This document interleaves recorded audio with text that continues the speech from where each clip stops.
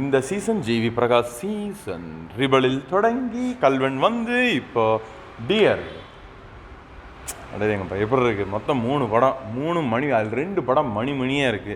3வது படம் எப்படி மணி முத்தா இருக்கா? இந்த படத்தில் ஒன்லைன் நம்ம எடுத்துக்கிட்டோம்னா, நம்ம ஹீரோ வந்து ஒரு நியூஸ் ரீடராக இருக்கார். அவருக்கு வந்து பிபிசி மாதிரி ஒரு பெரிய சேனல்ஸில் வந்து ஜேர்னலிஸ்ட் ஆகணுன்றது ஆசை. ஆனால் அவரோட ஃபேமிலி பார்த்தீங்கன்னா ஃபோர்ஸ் பண்ணி நம்ம ஐஸ்வர்யா ராஜேஷை கல்யாணம் பண்ணி வச்சிடுறாங்க. நம்ம ஹீரோயினுக்கு பார்த்தீங்கன்னா கொரட்டை ஓடுற பிரச்சனை இருக்குது. ஸோ அந்த பிரச்சனை நம்ம ஹீரோவை எப்படி பாதிச்சுது, அதுக்கப்புறம் என்ன ஆச்சு அப்படின்றத அந்த படத்தோட மீதி கதை. இது கிட்டத்தட்ட அந்த குட் நைட் கதை மாதிரி தான் இருக்கு.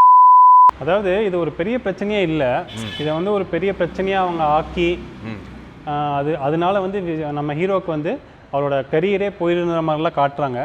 அதெல்லாம் வந்து நம்மளால ரொம்ப ஒன்றி பார்க்கவே முடியல. அதே மாதிரி இந்த படத்தோட டைலாக்ஸ் எடுத்துக்கிட்டிங்கன்னா ரொம்ப செயற்கைத்தனமாக இருந்துச்சு. அதாவது ஒரு ஃபேமிலியில் எப்படி உட்காந்து பேசுவாங்க, ஒரு பிரச்சனையை எப்படி அப்ரோச் பண்ணுவாங்க, அது எல்லாமே பார்த்தீங்கன்னா ரொம்ப ஒரு செயற்கைத்தனமாக இருந்தனால நம்மளால இந்த படத்தை ஒன்றி பார்க்கவே முடியல. ஐஸ்வர்யா ராஜேஷ்க்கு கடைசியில் கொரட்டை அந்த ப்ராப்ளம் சால்வ் ஆச்சு. அந்த பிரச்சனை அவங்களுக்கு சால்வ் ஆகவே இல்லை. அந்த பிரச்சனை பார்த்தீங்கன்னா எனக்கே வந்து தாக்கிடுச்சு. எப்படி? ஏன்னா என் பக்கத்தில் இருந்தவங்களாம் கொரட்டை விட்டுட்டே இருந்தானுங்க தேட்டரில் படம் பார்க்குறப்ப. அப்போ இந்த படத்துக்கு என்னதான் பேர்? டியருங்கிறதுக்கு பதிலாக கொரட்டைன்னு வச்சுருக்கலாம். இந்த படத்தோட செகண்ட் ஹாஃப் நம்ம எடுத்துட்டோன்னு வைங்க, நம்ம ஹீரோ பண்ணுறது ரொம்ப ஒரு லாஜிக் இல்லாத மாதிரி இருந்துச்சு. அதாவது இந்த ஹீரோனோட பிரச்சனைனால ஒரு டைவர்ஸ் வரைக்குமே போயிடுறாரு. அதுக்கப்புறம் தான் தெரியுது நம்ம ஹீரோயின் வந்து ப்ரெக்னெண்ட்டாக இருக்காங்கன்னு சொல்லி. அவர் வந்து எனக்கு டைவர்ஸ் பண்ணு, ஆனால் அந்த குழந்தைய பற்றி என்கிட்ட கொடுன்ற மாதிரி கேட்பாரு.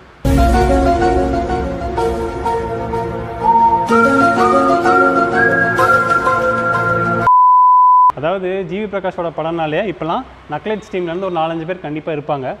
அதே மாதிரி இந்த படத்துலையும் 2-3 பேர் இருக்காங்க. அவங்களாமே ரொம்ப சிறப்பாக நடிச்சிருக்காங்க. பர்ஃபார்மன்ஸை பற்றி பேசுகிறப்ப ஜிவி பிரகாஷ் ஆகட்டும், ஐஸ்வர்யா ராஜேஷ் ஆகட்டும், அந்த கேரக்டர்ஸுக்கு என்ன கரெக்டாக நடிக்கணுமோ நடித்து கொடுத்துருக்காங்க. ஆனால் ஸ்க்ரீன் பிளேயில் தான் இந்த படம் வந்து செகண்ட் ஹாஃபில் ஒரு பெரிய லேக் இருக்கிற மாதிரி எனக்கு தோணுச்சு. இந்த படத்துக்கு மியூசிக் டைரக்டர் யார்? நம்ம ஜிவி பிரகாஷ் தான். நான் நினைக்கிறேன் இந்த ஆரம்ப காலத்தில் வந்து சில மியூசிக்கெல்லாம் ஒர்க் அவுட் பண்ணி சில டியூன்ஸ் எல்லாம் கம்போஸ் பண்ணி ஸ்டாக் வச்சுருப்பார். இதெல்லாம் வியாபாரமாவாதி அப்படின்னு சொல்லியிருப்பாங்க இல்லையா, அதெல்லாம் எடுத்து அவர் படத்துக்கு ரிபல்லேருந்து கல்வன்லேருந்து ஒரு பாட்டு உட்காந்து கேட்டுடுறா நீ பார்த்துடலாம் அப்படிங்கிற மாதிரி சேலஞ்சு. மொத்தத்தில் இந்த படம் எப்படி இருக்கு? மொத்தத்தில் இந்த படம் எப்படி இருக்குன்னு பார்த்தீங்கன்னா, ஒரு ஒன்றுமே இல்லாத பிரச்சனையை பெருசாக்கி ரொம்ப செயற்கைத்தனமாக இருந்தனால இந்த படத்தை வந்து நம்மளால ரொம்ப ஒன்றி பார்க்கவே முடியல. நம்ம ஹீரோ ஜிவி பிரகாஷ் வந்து இந்த ஏப்ரல் மாதம் ஃபுல்லாக தியேட்டரில் என் படம் தான் ஓடணும் அப்படின்ற ஒரு முடிவில் இருக்காருன்னு நினைக்கிறேன்.